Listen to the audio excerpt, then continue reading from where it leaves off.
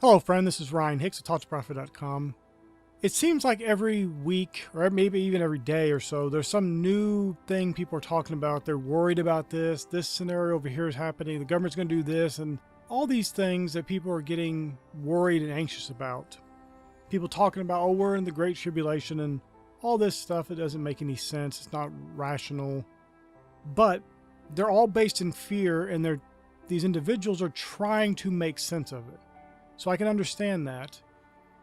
But I want to also stress that Jesus left us with his peace. He said, "Peace I leave with you. My peace I give unto you.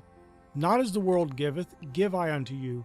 Let not your heart be troubled, neither let it be afraid." John 14:27.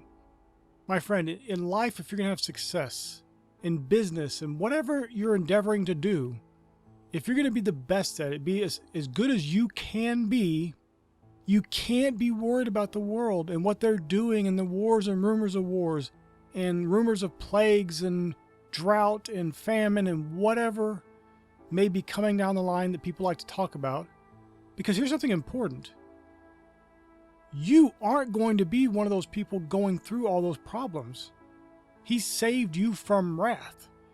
And he's given you peace, and he wants you to follow peace with all men and holiness, without which no man shall see the Lord.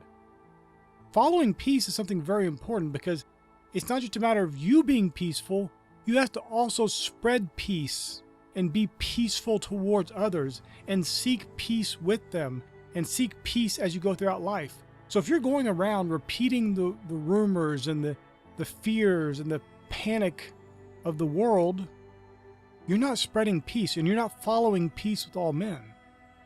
Now, this can be hard for people to take because they get raised on the world. The news media is 100% based in fear, and they've had years and years and years of being taught to fear. Schools teach them fear. College teaches them fear. The workplace teaches them fear. Everybody's parroting fear and anxiety and worry and panic about whatever it may be. It doesn't matter, because people get into political conversations about left or right or middle or libertarian or conservative, liberal, leftist, whatever. But the problem is, all of those things are based in fear. They're based in fear, they're based in ignorance, they're based in worldliness. And the only peace you can get from that is the world type of peace, which is just fear-based. It's very fleeting, it's very limited. It's why so many people need drugs or alcohol or whatever to keep themselves just functioning, because they don't have that true peace that Jesus gives. Jesus didn't call you to be political. He didn't call you to wallow around in the world's fear and misery and failure, because you're not living in that unless you choose to lower yourself to that standard, and then you get tossed about to and fro like a wave of the sea, because instead of being that person who walks by faith, not by sight, and who experiences the goodness and grace and abundance of God in their lives, you're one of these people who's just being troubled and being afraid and being fearful and worried and panicked. And then you're getting more of those things to be worried and fearful and panicked about. You're literally bringing those things into your life. Because it doesn't matter if all the world chooses fear, all the world chooses to be afraid, to be troubled, to be worried, to be bothered. If you stand for peace, for righteousness, for goodness, for abundance, for opulence, for blessing, that's what you're going to get more of. If you're for being troubled, for being anxious, for being afraid, for being worried, the only thing you can manifest into your life is more things to be afraid and worried and fearful and troubled about. This is a hard lesson for people to receive, because they spent so many years believing it's somebody else's fault. Their life is not their own. It's not their responsibility. They don't have a choice in the matter. They may take little, tiny, limited responsibility here and there, but for the most part, they're blaming God, they're blaming the devil, they're blaming their fellow person, they're blaming their family, they're blaming their race, they're blaming their gender, they're blaming their schooling, their lack of schooling, their age, their lack of age, whatever. There's always something that somebody could point to as being an obstacle in their life. And whether it's an obstacle or not, or just one of their own imagination, doesn't matter, because it's as good as real if you choose to believe it, because according to your faith be it unto you.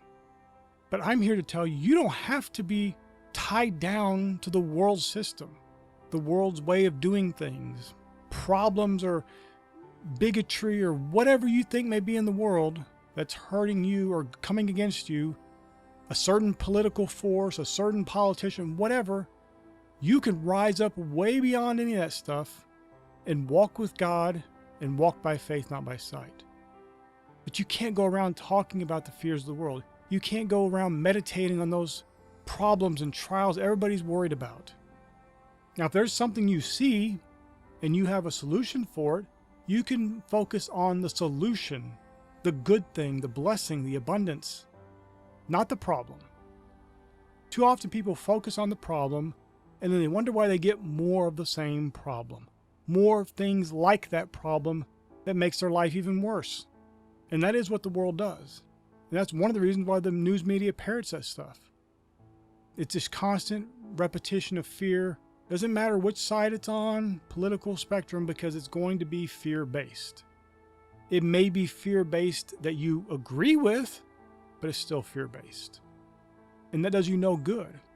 In the end, you may feel justified, you may feel like you're on the right side of the issue, but what good is that, being on the right side of the issue, that's still wrong? Because you're not going to manifest the life that you want. You're not going to be the person you want to be. You're not going to be the person that believes what they're going to have whatsoever they say, and they're going to have it. Instead, it's just according to your faith be it unto you. And since your faith is not directed toward God, toward His goodness, toward His blessing, toward His peace, toward His abundance, toward His absolute, infinite, bountiful blessing on your life, you don't get it because you're not focused on that. And the world will drag you down. And professing Christians will drag you down because so many of them are of the world. They're troubled, they're afraid, they're in fear, and that's all they can talk about. And they can find scriptures to try to bring that out of you, try to bring more fear out of you, try to get you troubled and worried and bothered, when the scripture is giving you peace. Jesus gave you peace. You don't have the spirit of fear, but of power, love, and of sound mind. My friend, be that person of a high vibrational state, a sound mind, of power and of love, walking in the Spirit, walking by faith and not by sight. Don't get caught up in the cares of the world, my friend. Look to God, look to His goodness, and you will receive more of that.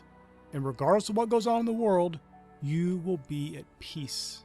His peace will be in you and flowing out of you into your daily life. My friend, I pray this is a blessing for you. May God bless you richly.